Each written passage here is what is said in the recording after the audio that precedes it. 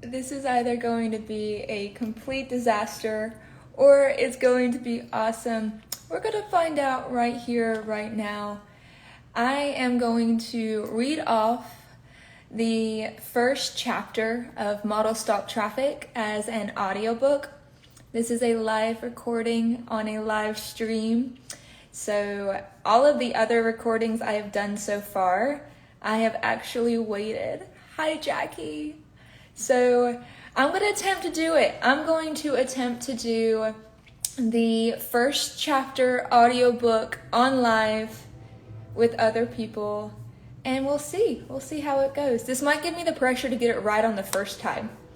I feel like that's a good way to get the pressure to get it right. Okay, so I have not done a live reading for Model Stop Traffic in a really long time, possibly years. So bear with me. I'm going to do my best here. The first chapter is called Just Around the Bend. So with that, I'm going to flip it over to recording. I'm going to hope that the trains go away. That's been really a pain in my neck. Living near, I don't even live near a train. They're at least 3 miles away, but you would think just because I'm recording that it is outside my window. But nonetheless, okay.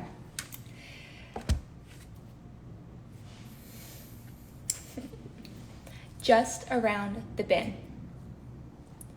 Daniela Winters was not much of a morning person until her second cup of white mocha flavored coffee.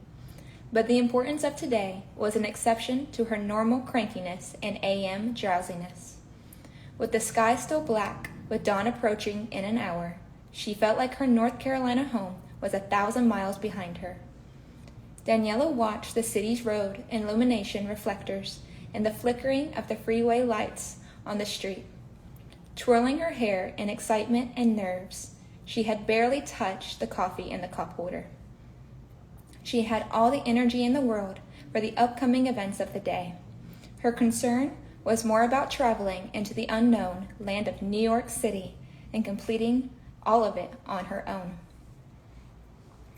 Normally, a couple hours from now, I would be waking up for work or school, but not today. Today marks the first day of the rest of my life. Today, I moved to New York City for good. You hear me? These words do not even sound real. I feel like I'm reading from a bad script, but damn, what a script to read. Daniela announced a monologue of cheesy excitement primarily to herself, even though her roommate next to her was driving her to the airport. Daniela assured her success again with gestures as a powerful woman to her pocket mirror while applying her favorite Jeffree Star red lipstick. Daryl Menaniga, her roommate and slash friend, with benefits slash possible boyfriend, was driving her to the airport before heading to work at the bakery. He baked in a mom and pop shop just outside the city's limits. Daryl stood about 6 feet and 5 inches tall, with rich chocolate-toned skin and eyes. He spent most of his time dancing hip-hop or writing. It was those commonalities that sparked a quick friendship between the practicing artists. Daniela and Daryl were never good at defining their friendship, so it was often a confusing yet amusing topic when they held get-togethers at their shared home. For Daniela, it was more about focusing on her career and schoolwork, and not getting too involved with anyone. For Daryl, it was all about being everything or nothing and family values. None of that would be mattered anymore, as Daryl drove the redhead aspiring artist to have a chance at her dreams. All that mattered in this moment was keeping his eyes on the road instead of chuckling at Daniela's pouty lips and facial gestures in her mirror. You know, you're fine with all that demonic red paint not on your face, he said with a hearty laugh. Daniela looked up to see if Daryl was admiring her or teasing her. She was never 100% sure which was the case. Wearing Jeffree Star's lip sensation is not about being pretty, Daryl. It is about encompassing your inner potential and channeling that power to be transformed into productive energy. It is a statement that you are ready to take on anything that life throws at you. In my case, life is bringing me New York City and a hell of a shot to be a model, maybe even an actress. Daryl's chuckle transformed into a bountiful laugh. Now he was teasing her. "You crazy lady," he said, barely holding on to his composure. He had talked with Daniela several times about her dreams and goals in the fashion and acting departments. It had been her top priority since late childhood. He was playfully mocking her to see if she'll tell stories or to find a new friend of how she became so interested in the industry by saying her rehearsed words with her. It was embarrassing to Daniela, and 9 out of 10 times led to an annoyed glare. The other 10% she made crack a smile. Most people thought of the small-town North Carolina ugly duckling, Daniela, would grow up to be a nonsense of the high fashion through her teens. Yet her teenage years were good to her, and she blossomed. Her jawbone developed into defined structure. Her neck was long and a delicate factor to it. She grew 5 feet 9 inches tall in what seemed like overnight, and her symmetrical features added up in an acceptable modeling requirement term. She was lucky that her dream agreed with her genetic tools. It gave her a chance, so the dream blossomed right along with puberty. Daryl was driving the girl to the airport, wishing for her the absolute best in what she was searching to achieve. He hid any sight of sadness about the decision to ask her to stay. He had attempted the conversation in the car ride last week, but one scared look from Daniela haunted it. Daniela knew it was not easy on him, and it was not easy on her. She needed to leave, though, and she was really hoping that Daryl would not ask her to stay. Since Daniela's announcement that she'd be signed with Gal Management Agency, she could hear him tossing and turning in his king-size bed across from the room from hers. Guilt-ridden, she moved her bed in her room to the very other side. After the announcement, the whole house felt a little bit colder. Daryl was not the only person or project she was giving up for this starlight vision. Daniela was the top 3% in the health and education class for her university. Starting at 19, she created and operated numerous businesses. She volunteered at farms and fish pantries without listing it on her resume, and she prayed every night before bed for this one shot. She was not sure if Daryl could hear her prayers at night for the shot at her dreams. She tried to ignore the thought of it and attempted to genuinely pray for her enemies, like every other female on the planet, to find true love. Right before saying amen, she always repeated her promise to her future husband. "And for you, I pray God always gives your pain and tears to me instead, so that you never have a sad day in your life. I pray you give up on finding me, because I will never give up on finding you." Love was the only tool powerful enough to make Daniela give up on her long-shot dream. And with this knowledge, she was always sure to protect herself from getting too attached to anyone. To her, Daryl's silence meant that she and him did not share this longing for more than just casual fun. He was letting her go to live her dream instead of being stranded in this town, and that was just the way that life was going to be. The song, "I Hope You Dance," played on the radio. It was an all-time favorite of Daniela's. Her mother sang it to her as a lullaby growing up. She never fessed up to Daryl why she loved it so much, but occasionally he would find her dancing to the song while cleaning the kitchen on a late weekday or weekend night. "Oh, please turn it up," she begged, knowing that Daryl would cringe at the thought. "Ugh, okay," Daryl said while shaking his head in disappointment. "But then we listen to some real music, okay?" A few minutes later, Daryl's vehicle pulled up the passenger seat, loading up all the way to the dock. Absolutely no one was in sight, so he felt comfortable parking it without having the risk of being towed or ticketed at the airport. "There you go, Vanessa. Take a short break." Daryl spoke to his SUV. "That must be one of the weirdest things you do," Daniela laughed as she joked. "Weirdest? Coming from the woman that likes potato chips and her cookie dough and mint chocolate chip ice cream?" Daryl bantered back. Looking down in slight embarrassment, Daniela smiled at the thought of her guilty pleasure. She was going to need to give up ice cream and potato chips for an indefinite amount of time if she wanted to make these sizing needs. Daryl pulled Daniela's suitcase from the trunk of a car. "So this is it?" he asked, masking signs of ominous attitude. Facing the long airport glass walls, exhaling a deep, long breath, Daniela replied, "Yep, this is it." She turned to find Daryl's face less than thrilled. She quickly countered, "Not the end of this, silly. I'm still me. You're still you. And if everything goes as it should..." Daniela lifted Daryl's head to see her eyes.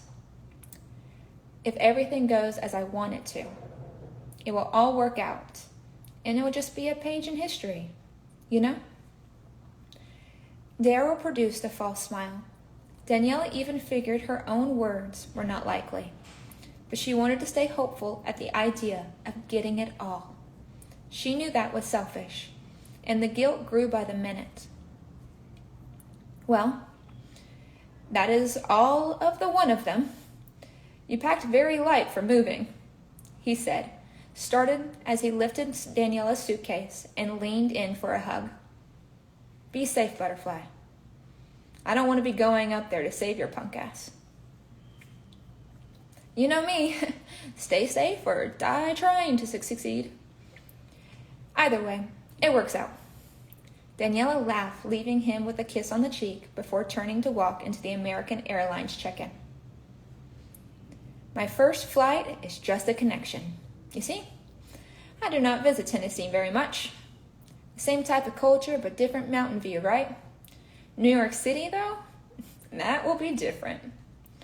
My friend Landon found me in an inexpensive standby ticket. He's a pilot. Don't you just love friends like that?" Daniela rambled on and on to the displeasure of the less than thrilled check-in clerk. Most likely, he was on his last leg shift, and Daniela was making it difficult as possible to be quiet and peaceful. She did not notice her own annoyance, and she kept talking. "Grass in the form of sidewalks and trees in the form of skyscrapers are how I'm envisioning New York City. Here are your documents. You may proceed to security," the counterman said dryly as he pointed towards security. His mood temporarily dampened Daniela's ecstasy and light spirits. She began thinking of how life's travels are never as easy as stepping onto a plane and leaving 1,000 miles away to a journey away from home. Her mind continued racing. No. God and the universe tend to have other plans and curveballs, like grumping people in airports. Looking up at gate 6, she realized the clerk's tone was highly appropriate. Seriously? What are the chances? Daniela's mouth went dry as she dropped her handbag and suitcase to the floor. God decided to force Daniela to endure her greatest fear right before her going on this connection flight. Everyone has a person from their past that when their name crosses their mind, their blood begins to boil. For some, it could be a mother-in-law. Others, the betraying ex-best friend. Perhaps the bully from high school. And for Daniela, it was Adam Maleficum. Adam was her first true, rawest, head-over-heels boyfriend. Therefore, Adam was also her first true, rawest, head-over-heels heartbreak. This boy, and yes, boy, despite chronological age from being 5 years older than Daniela, and who was probably around 30 now, created the first scar in the relationship department. With his jet black hair and crystal bright eyes, Adam was now standing right in front of her, with his hand held out for a handshake, with the illusion that he would be giving her a warm embrace. Daniela's thought deeply, with concern and anger. If I was an outsider considering the situation, it would be amusing. But here I stand, a girl tied up in a messy bun, no makeup, and this charming and beautiful man strutting right up to her with a perfect smile. Some women might even be jealous at the sight. I'm going to be sick. Adam was the classic bad boy, the one parents warn their daughters about when they're in high school. The older guy who wins the young girl over by breaking all the rules. Yet somehow, she was blinded to the fact nothing good was going on for him, not even a decent, stable future. Daniela had remained haunted by the stupidity that compelled her to keep forgiving this guy, and had been in and out of jail during the entire course of their relationship. Daniela's green eyes intensified as her body strengthened like a black cat wanting to pounce at Halloween. Adam's hand remained reached out as if he was playing some type of memory back from her teenage years. The manipulation, the various types of abuse, all the creative lies, the pawning at her jewelry to get him out of jail, the conning his way out of every unfavorable light. And not to mention, he had no business dating a girl 5 or more years younger than him. As if it was all not enough to ruin a girl's version of a Disney's true love, Adam cheated on her with at least 3 different women that she knew about.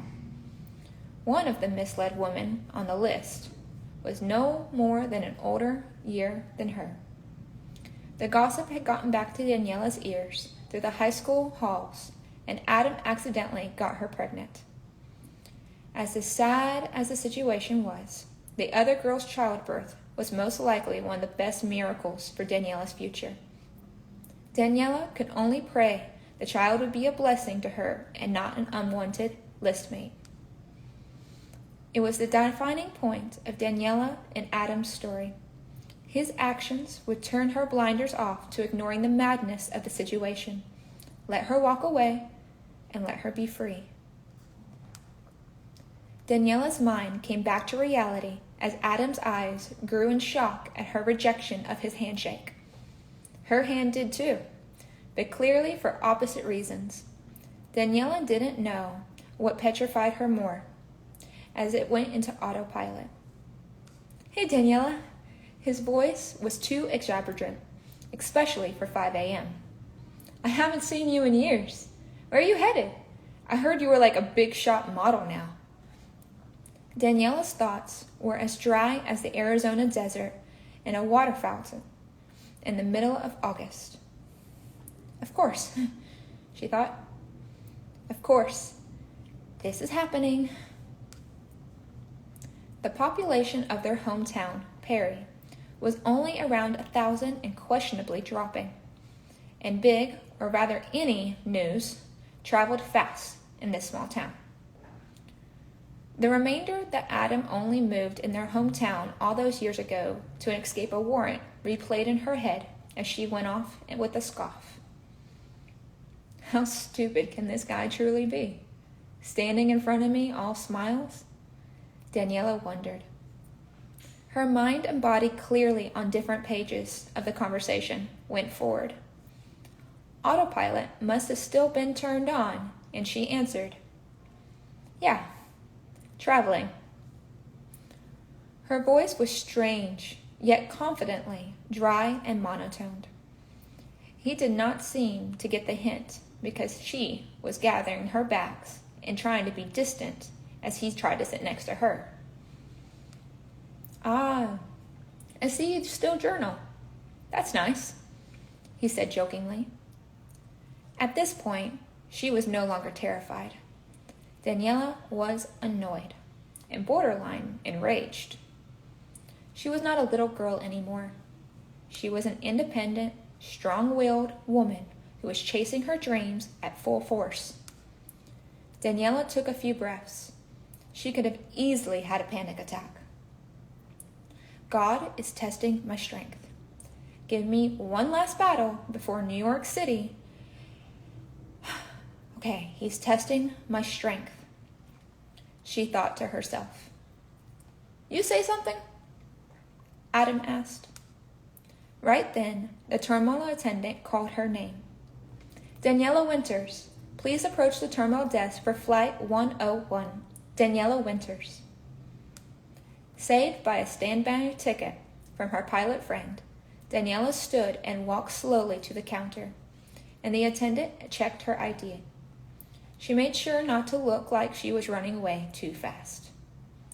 The attendant informed Daniela that she could go ahead and board the plane if she wanted.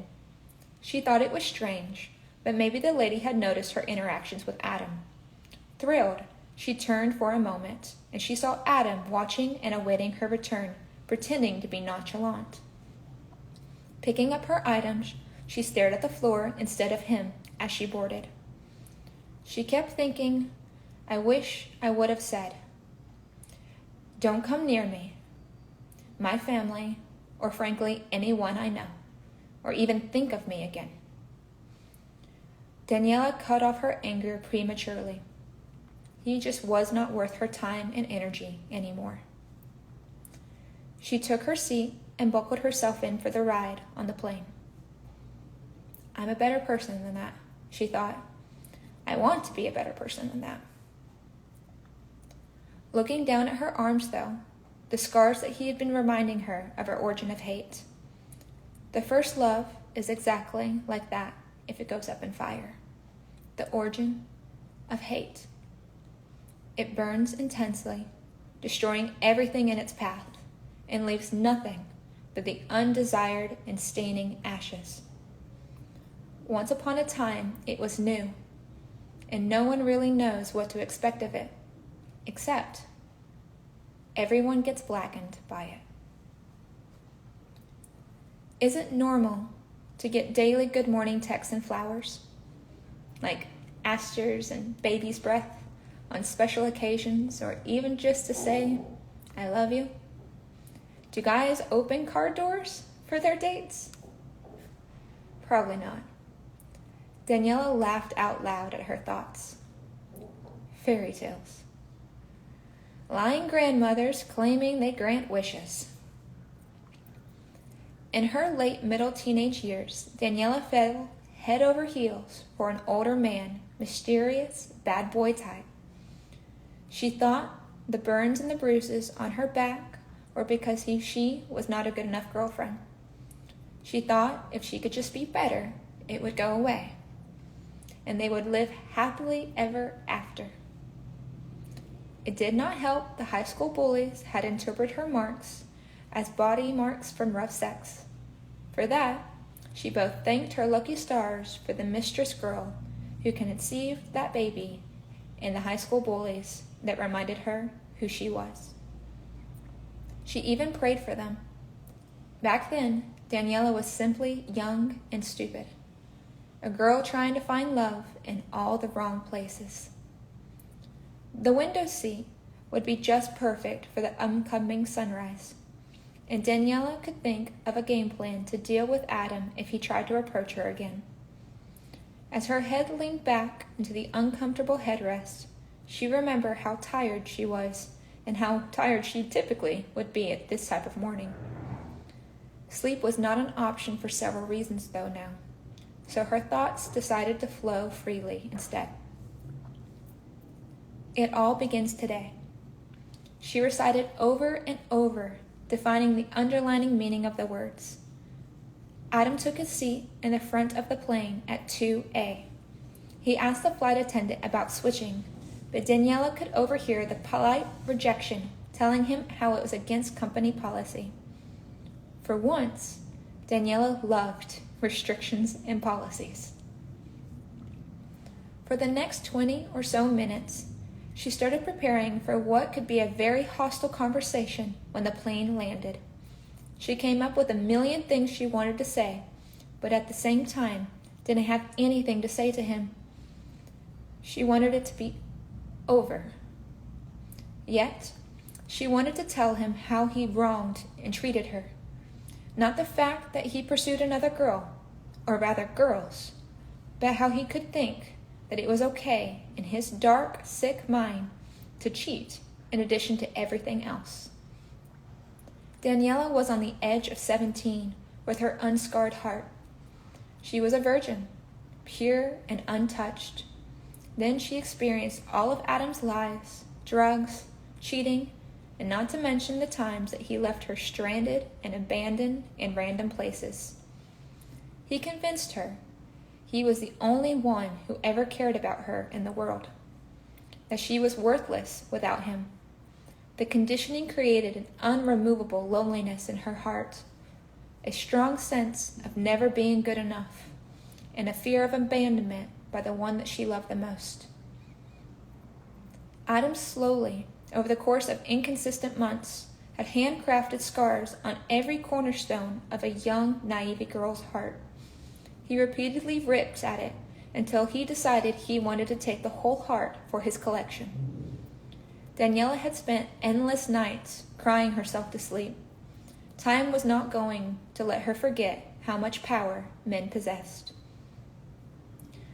They had the ability to destroy a woman from the inside out, to make her lose her mind in a maze of puzzles, and the ability to shatter her heart so much that the pieces can never be found again and to attempt an actual repair. She had to be reborn and made anew to survive the thick barrier of walls around the remaining shattered pieces. So here and now, on her way to New York City, Daniela decided to let it go and to not address Adam for her own health and emotional well-being. An inspirational speech narrated in her head. She was no longer the small-town Southern belle of Perry. She was going to make a brand new, shiny world and accomplish all of the big city modeling dreams. She would pluck the daily thoughts of, "I'm not good enough," out of her mind. The thoughts of Daryl's similar pep talks that morning played in her head. Those long, meaningful conversations about life never ceased to amaze her. It was easy to talk to Daryl. Sure, he could be judgmental, but he understood the strangling and struggle of a path of growth. He was always saying, "I'm a boy trying to be a man." Daniela's sarcastic response would be, "And when will that day be here?" Laughing like a roar, he would respond, "When I die, baby cakes." Little did he know, she already knew he was a great man. With this thought, she pulled out her journal again to write about the irony of her current situation. Daniela waited until all the other passengers left the plane before she decided to stand up and gather her bags to leave. She wanted to give Adam plenty of time to move on to wherever he was going before she exited the plane. She was not necessarily avoiding him as much as she just wanted to prevent conflict. Okay, yes, she was avoiding him. Completely. Just avoiding. The flight attendant thanked her for flying with them, and Daniela smiled at her. As she left the plane, Taylor Swift's "Welcome to New York" played in a pink iPhone 5C. She knew it sounded cheesy, but she found it very fitting for the scenario. So many times, she sang and danced in her old mirrored room to this song, never realizing that it could be entirely true one day. Daniela felt some strong parallels with Taylor Swift. And in some regard, that made her a Swiftie. It just seemed that Swift's lyrics just clicked for her. Just as the chorus began to ignite a rock-out session in the airport halls, Daniela saw Adam waiting at end of the personal runway. Suddenly, the shuffle feature changed the music of choice to White Horse. His eyes looked entirely too eager, and that paralyzing fear of her teenage years crept in. It was like one of those old-time black and white movies, where the python sliver up from behind to an unknowing victim. It could easily bite her, but her intuition produced protection. Daniela thought processes attempted to direct her. I'm just going to walk right by him like he doesn't exist. 1 step, 2 step, easy enough, right? Wrong. As she arrived at the end of the connecting walkway, she felt someone grab her wrist. An overwhelming fury came upon her in full force as her hand formed a fist that would land into his straight, Adam jawline. She missed. His eyes filled with shock at the failed attempt, but this time Daniela stood her ground and did not back down. The two of them captured a small group of inquisitive people's attention. Daniela, naturally soft-toned, changed into a hiss. Don't you ever touch me again. Adam's hand dropped her wrist, and he fell silent. Daniela repositioned her purse and began walking to the most public place she could find. Baffled at what had just occurred, she found an airport Starbucks. She saw that there were 3 within the terminal distance, but decided to take residence at the one with an actual enclosed area. With trembling hands, her fingers grazed over her left hand and wrist. She was not entirely sure what had become of her to cause such a drastic change in her character. Yet, she felt so much better to have finally faced her biggest fear. It was like years of fear, regret, and anger were all swept away in one swift uppercut to Jadam's failed jawline, whether it worked or not. To add to her newfound glee, a very attractive, mid-30, something businessman who witnessed the encounterment bought her favorite Starbucks drink, a Java Chap Frappuccino, with no whip and a hint of cinnamon.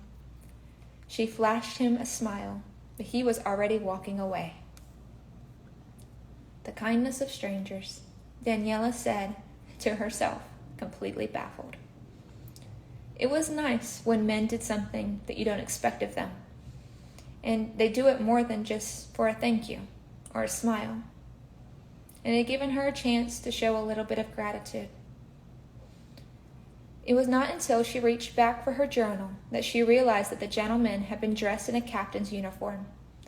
Daniela pulled out her journal and pen, and from that bag to begin writing about Adam again, the mysterious gentleman, her pilot friend, and then her favorite pilot friend, Landon Kent's. Her journal entries recorded how Landon and Daniela had originally not seen eye to eye. They met via the popular social app Tinder. When the two of them finally had physically met up, it ended up in the most heated and pointless debate. For about an hour, Landon and Daniela went back and forth about Southern and Northern cultural stereotype differences. He had it drilled into her head that Daniela was a classic Southern woman and did not get along with Southern people in general. It was absurd, and even now Daniela felt a little heated writing about the memory. But Landon and she decided friendship would be the best fit. Either way, she believed Landon was a decent guy. He did provide the buddy pass ticket to New York City without even her asking. She could not have beat that price, even if she was a pilot herself. And let's face it, Daniela's dreams had a high cost. Despite the rough start, Daniela was grateful for Landon. And as she wrote more in depth, the realization of her whole network of talented and career-minded friends was fundamental. Therefore, her first award acceptance speech should probably include a very long list of names for everyone that helped her get this far along the way. Among such names would be Landon Kent's, and maybe even the mystery man in the uniform with the delicious drink during a stressful time. Daniela's journal entry changed quickly, like most of her thoughts with her ADHD mind. She switched to a description and a description of a highly technologically advanced airport. Unlike any airport she ever visited before, there was this watchable tablets at the wine bars. The place just breathed a larger intensity and orderliness. She was disappointed she was unable to find the Statue of Liberty while flying, and even more disappointed to hear that it was only 55 degrees outside. At least her allergies would be reduced at the cost of freezing temperatures. So much for wearing cut-off shorts, she thought as she closed her journal. It was time to take on a new adventure, and quite literally, turn the page. But before Daniela had the chance to meet Gal Agency management team at the address in the Brooklyn Model House, she was going to need a major anti-airport makeover. First, she would obtain her suitcase from the checked baggage terminal. Then she could pull off this dramatic switch from Southern hillbilly to downtown Manhattan fashionista. She nervously laughed as she talked herself through the process. I do not know if this makes me classy or less classy, but I need to head to the restroom to fix my hair, wardrobe, and almost take a shower. As Daniela picked up her luggage from the belt terminal, she was shocked to learn from a Vietnamese woman with an accent that the ID was required to receive her own luggage. For a moment, Daniela even wondered if this was one of those big city scams she had seen in movies. But no scam here. In this New York City airport, before you can pick up a baggage, you must prove your identity with an approved ID.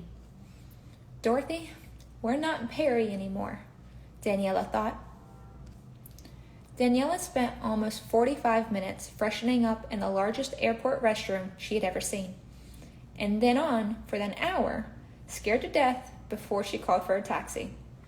Daniela's nerves were going haywire as she dialed the digits. Of course, a torrent of Daniela's freaking thoughts soon followed.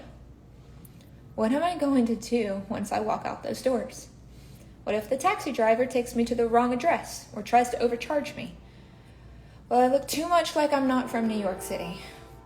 What if I get to the house and the entire thing was some sort of joke? Daniela's stomach churned and she grabbed her worry-filled head. She understood she was overreacting, and she wanted to get a grip on her racing thoughts. Perhaps the city-struck girl was just too overwhelmed. After all, she had been on planes her entire life. With only one source of food, she had the Starbucks wrap. But then again, she could be thankful for not eating.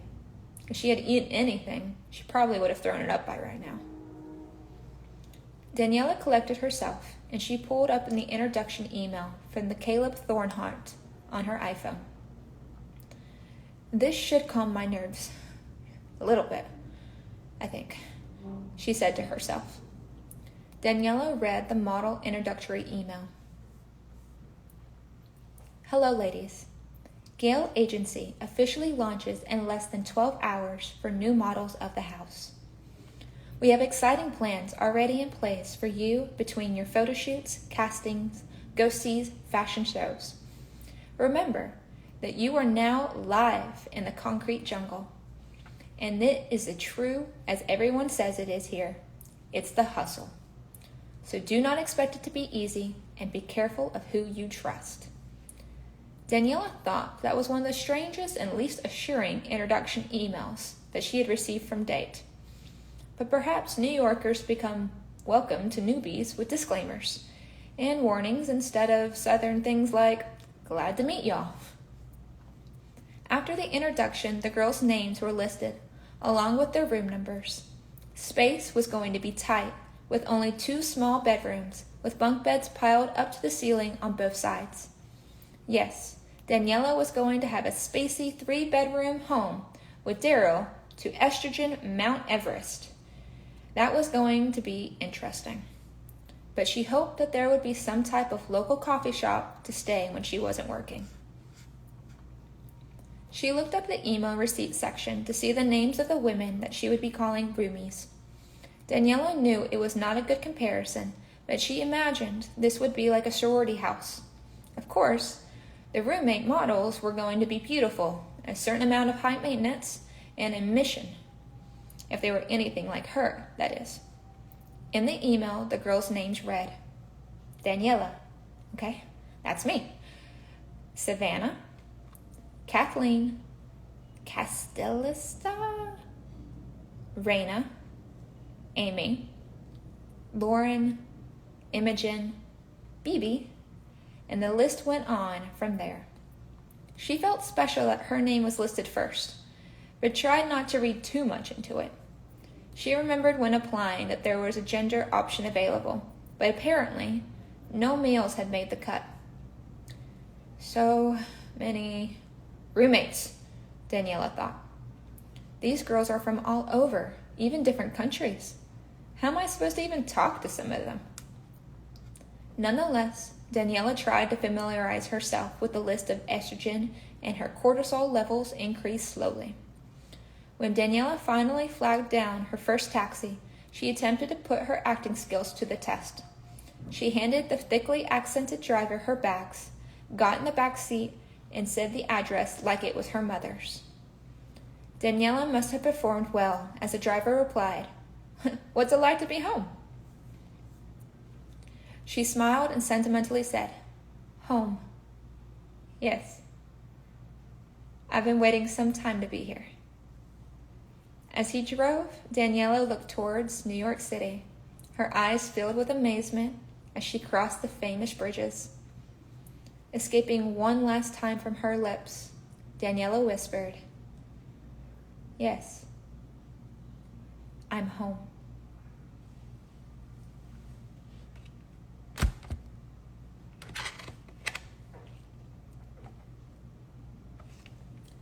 All right, guys. That was a lot, but a lot of emotion as well, I guess. I haven't read that in years. I'm trying not to choke up at certain memories and certain thoughts because it's a whirlwind to read this and to make it an audiobook. It's been so long. But, wow, yeah. This is going to be amazing, you all. Amazing. Bye.